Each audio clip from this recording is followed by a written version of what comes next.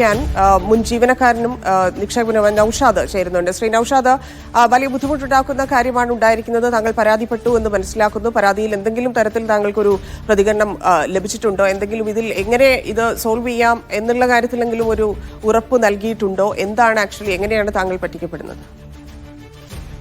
എനിക്ക് ഇത് പരിഹരിക്കുന്നതുമായി ബന്ധപ്പെട്ട് ഒരു ഉറപ്പും ഒരു കാര്യമായിട്ട് കിട്ടിയിട്ടില്ല. ഞാൻ പലതവണയായിട്ട് CPM-ന്റെ വയനാട് ജില്ലാ സെക്രട്ടറി ഗോവിന്ദൻ, ഒരു തവണ ഗോവിന്ദൻ മാസ്റ്റർ, പ്രാദേശിക നേതാക്കൾ ഇവരെയൊക്കെ സമീപിച്ചിട്ടുണ്ടായിരുന്നു. പരിഹരിക്കാമെന്നല്ലാതെ ഈ ഫണ്ട് തരുന്ന കാര്യത്തിൽ ഒരു തീരുമാനവും എടുത്തിട്ടില്ല. ഫാക്ടറി തുറന്നാൽ മാത്രമേ ഫണ്ട് തരാൻ പറ്റുകയുള്ളൂ എന്നാണ് CPM-ന്റെ വയനാട് ജില്ലാ സെക്രട്ടറി റഫീഖ് സഖാവ് എന്നോട് പറഞ്ഞത്.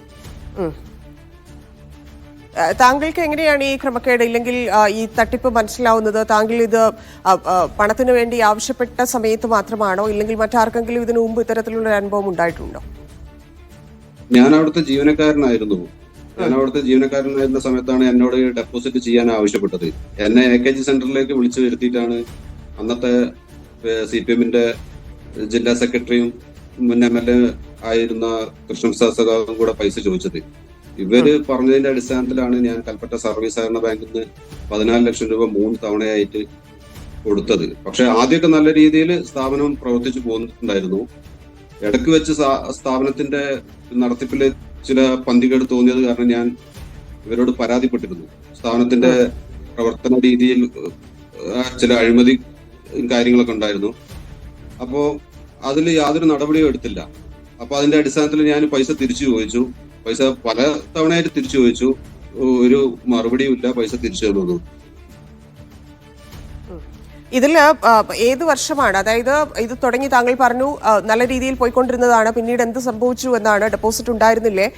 പിരിച്ച തുക, ഇപ്പൊ സംസ്ഥാനം മുഴുവനായിട്ടുള്ള ഒരു പിരിവായിരുന്നു നടത്തിയിരുന്നത്. എങ്ങനെയായിരുന്നു ഇവരുടെ ഈ മണി മാനേജ്മെന്റ്, ഇല്ലെങ്കിൽ ആളുകളിൽ നിന്ന് ഈ പറയുന്ന ഇൻവെസ്റ്റ് ചെയ്യാൻ താങ്കളോട് ആവശ്യപ്പെട്ടതുപോലെ നേരിട്ടുള്ള ആളുകളെ ചേർക്കലായിരുന്നു? എങ്ങനെയായിരുന്നു അതിന്റെ ഒരു പ്രവർത്തനം?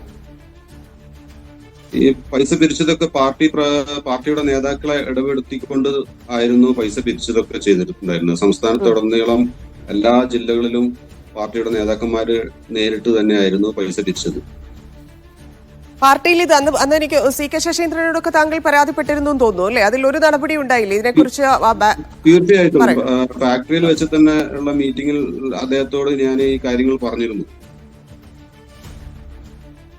അതാ ഞാൻ ചോദിക്കുന്നത്, തുടർ നടപടിയായിട്ട് പാർട്ടി എന്തായിരുന്നു അന്നേരം എടുത്തിരുന്നൊരു നടപടി? അന്വേഷിച്ചിരുന്നു? ഒരു നടപടി സ്വീകരിച്ചില്ല. പലതവണ അവിടുത്തെ യൂണിയൻ നേതാക്കളോടും പാർട്ടി ജില്ലാ നേതൃത്വത്തോടും സ്ഥാപനത്തിലെ ക്രമക്കേടുകളെ സംബന്ധിച്ച് പറഞ്ഞിട്ടുണ്ടായിരുന്നു. ഒരു നടപടിയും സ്വീകരിക്കാതെ വന്നപ്പോഴാണ് പൈസ തിരിച്ചു ചോദിച്ചത്.